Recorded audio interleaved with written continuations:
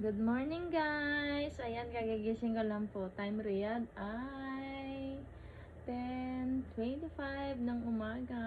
Sinundo ko din ni daddy ng alas 4 sa bahay ni amo.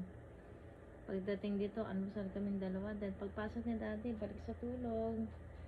Kagigising ko lang guys. At dahil dyan, tignan natin ang ating parcel guys. Sa shipping. So, ito yung in-order ko last week. Dumating na po. Titignan na po natin kung ano yung nandito.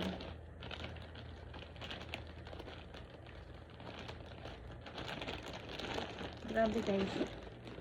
Excited ako sa kuha ko ng gunting. Excited ako sa tignan ko anong laman yan.